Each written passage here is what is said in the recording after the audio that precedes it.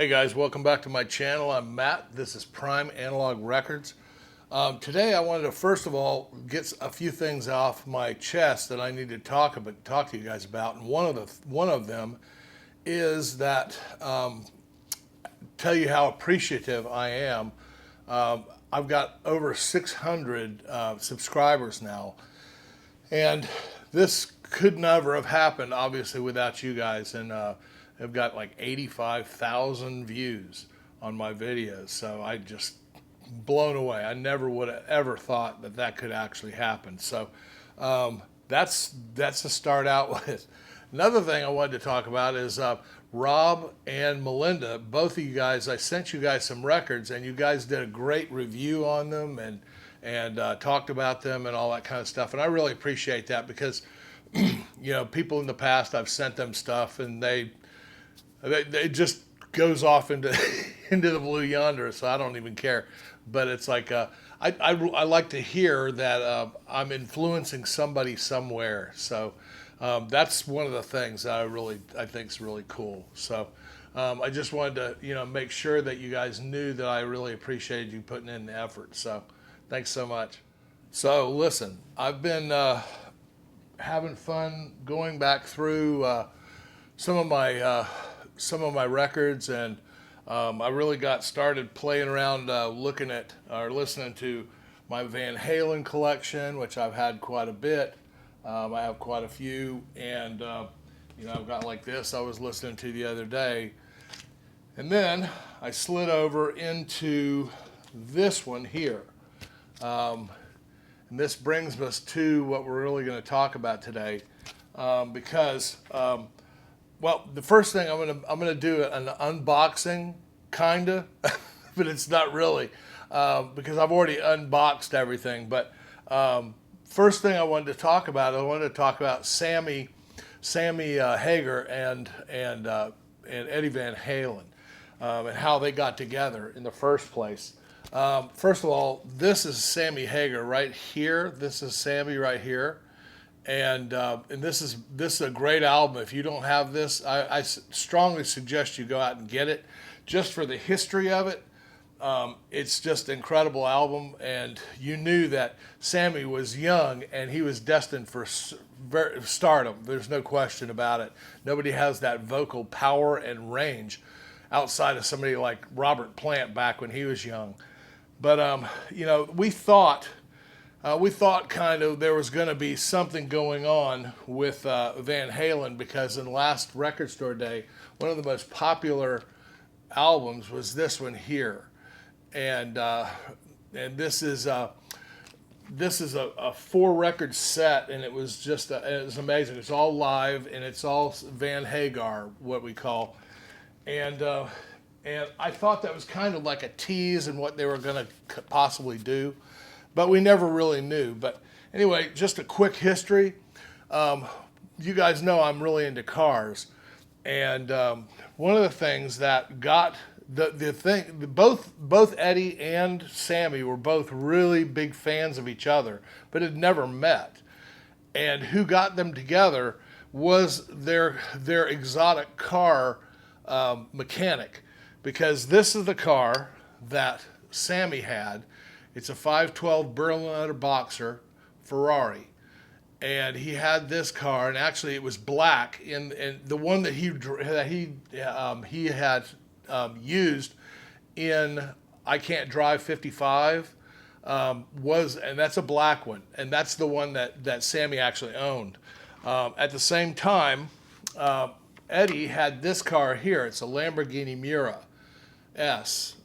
And actually, there's a video. It's a really good video on YouTube that talks about. It shows Eddie playing with it, and with his car, and he's saying it's like a go-kart because it's got a flat 12-cylinder engine and 6 2-barrel Webers on it. That's very similar to what the 512 Berliner Boxer had in it too. It's a very similar setup. But they had a when you have a car like that, you have specialized mechanic that deals with this, and usually they're Italian, and usually they have small hands and all this kind of stuff. So anyway, both the guys Sammy and Eddie both used the same mechanic, but they had never met each other. And the mechanic made a phone call because Eddie was talking about how he really needed a lead singer, because this is after Dave and the whole debacle with Dave with Valerie Bertinelli and all that kind of stuff. And I think I don't know how much of that's real, what's rumor or not. But anyway, that split the band up, and they were in dire need of a front man.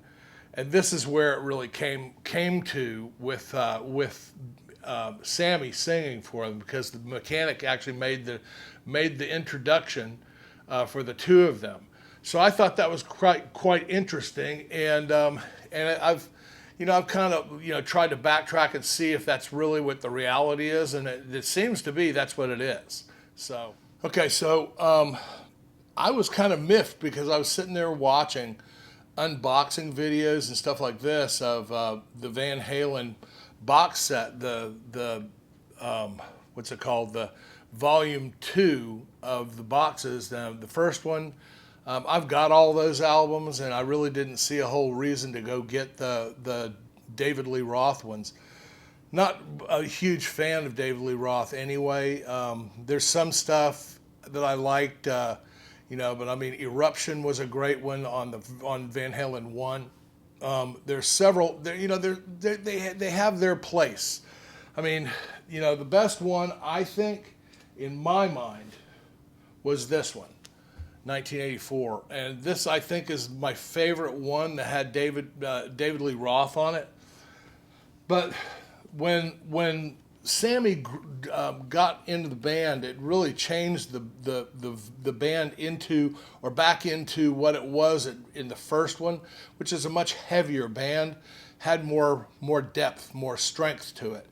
And so I'm sitting there watching these people unboxing this. I pre-ordered this 2 months ago from a company called Experience Vinyl. Now, I got to tell you, I called the guy because I saw a couple of these, and I'm sitting there going, "Where's mine?" So I called the guy, the place, Experience Vinyl, and I actually got the guy on the phone, who's one of the owners, if not the owner. I think his name's Tim or Tom or something like that. Super nice guy. And he actually sat there and talked to me about Van Halen and what he loved, and his favorite song. His favorite song was actually Dreams from 5150, which is one of my favorites too. Melodically, musically, the way that song builds is beautiful. And actually, it was about the exact same time, because it was 1986 that came out, and that was about the same time as Top Gun came out. And I thought that I was trying to think, who came out with that first? Was it Top Gun coming out with the jet fighters, or was it Van Halen coming out with the Blue Angels on that video? But anyway, here's what I'm going to show you. I'm going to show you the packaging of this. Now this, take note, this is what packaging should be for an album like this. And I've heard people say that they had damage and stuff like this. There's no damage to any of this, okay? Because I'm going to show you. I've already, that's why I said it's kind of an unboxing, but it's really not. But I'm going to open it because I stuck it back together just for shits and giggles. But here's the way this packaging is, and I'm going to show you how they did it. Okay, you open it up like this, and if you look, it says it's a whiplash. It's a whiplash, and these are bumpers right here and here on this, so you can see how this is set up in here. Okay, I almost lost the albums right there, but anyway, then they have this in top of it. They had their own card in there. But then, there's not one bit of problem with any of this because it was so well packaged. And it's got a great hype sticker on it. I haven't figured out how I'm going to... It's still in a shrink here. You can see this hype sticker right here. where it says it was mastered from the original master tapes remastered by Bernie Grundman. And he did a great job on this, I got to tell you. But I've left it in the shrink so far right here. But here's the thing. I wanted to do a different kind of review on this because I wanted to actually listen to these albums. And that's what I did. I actually, it's a very sturdy case like this. It's very sturdy. It's got a great setup on it here, and then this. Let me throw this off of here. All right, so you got that, and these are so well done. But here's one of the things I want to tell you about. Now, this is, you know, we as collectors, almost everybody that I know, we repackage these things, and most of the time, you have to stick the album like in a sleeve and actually put the album behind the sleeve. This actually is so well done that what they did here is they made enough room in between these that you could actually, that I already ultrasonically cleaned them. So that's why I'm saying it's, you know, it's not really an unboxing. But what I got to tell you is that what I did is that I unboxed all of the albums. I ultrasonically cleaned them, and then I put them in sleeves. These sleeves actually fit perfectly in here because of the width. You can see the width of this box here. You can see or the sleeve, the outer sleeve. It's actually really well done. So I can have the original sleeve in here, and I can actually put the record in a protective sleeve inside this case. So I mean, I did it with all of them. So I have in here, I have the sleeve that's got the lyrics on it, and then I have this like here, okay, so you guys can see that. And then inside I have the record in a protective sleeve.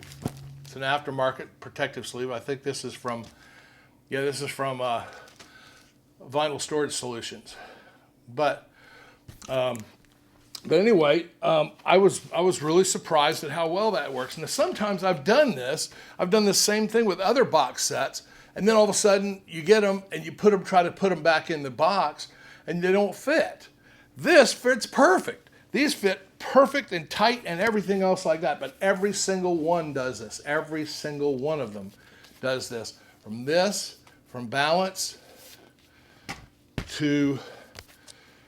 for unlawful carnal knowledge, the same thing. OU812, same thing.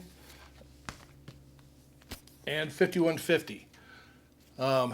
Now, I've got all of these albums, but they're all on CD because at this point in time, what we were pretty much doing is everything was going to CD. That's why these albums, if you go on the outside market and you can find vinyl on these things, they're very expensive.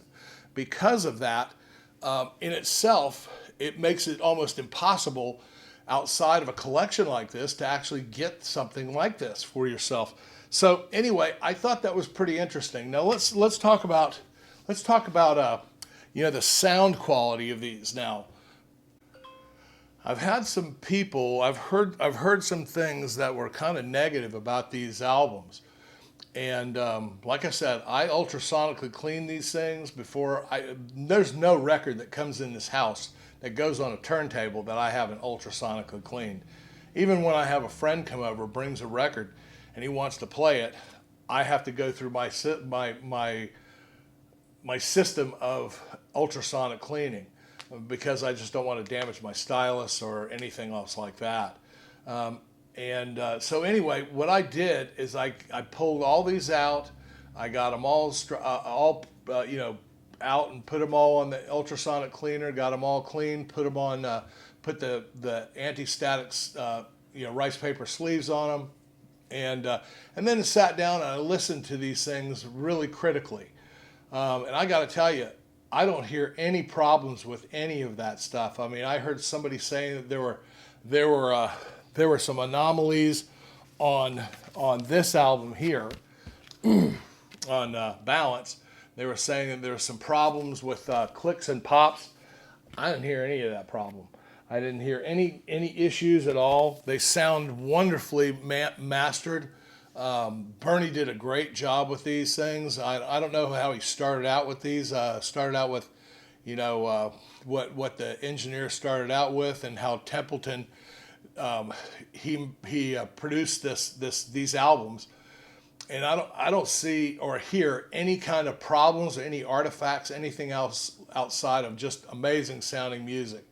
I had some problems with the very first two tracks of the album here, of this one here, and they were straightened out, and they were straightened out after that. And I don't know what that was about. I'm not sure, but I can tell you this is I didn't hear any kind of issue or any kind of problem in these albums. So if you're looking to get these albums, I jump on this right away. I mean, it was a great deal. What I got, I think I've paid a little bit more than other people have, because I've heard prices of 105, 110. I paid 125. I think it was 125. It was 120, 125, something like that. And I ordered it 2 months ago. But when it's perfect in every way, I can't say more for it. The only thing is I got to find an outer sleeve so I can take that shrink off so it really looks good, and it looks good on the shelf over here, like where I'm going to put it. But like I said, I didn't get the volume 1 because I was never a big fan of Diamond Dave and all that nonsense and all that stuff. But you know, one of the things I was seeing and what had happened with the band, and how there seemed to be a pretty bad breakup with the band at the very end with Sammy and Eddie. But it was nothing, you know, nefarious or ugly outside of what it sounded like. And this is from the horse's mouth. This is from Sammy talking about it. He said what he did, he said Ted Templeton was really needling at Sammy all the time. And he would go back and forth with Eddie saying, you know, he's taken over the group, and it's not your group, it's not your band anymore, and Sammy's trying to make it his, and all this kind of stuff, and trying to create this inner, you know, meanness and needling and back and forth and stuff like that. That sounds kind of like what goes on in these kind of things. It's kind of like a you know, guy and a girl, and somebody wants to be with somebody else, and somebody wants some change. But I'll tell you what. I stopped listening to the band when Sammy left the band. I love Eddie. I loved almost everything he's done, and he's been always the saving grace. It's not been, you know, David Lee Roth. I think David, you know, he had his own issues and insecurities and all this stuff, but he actually turned that group from when you listen to the first two albums.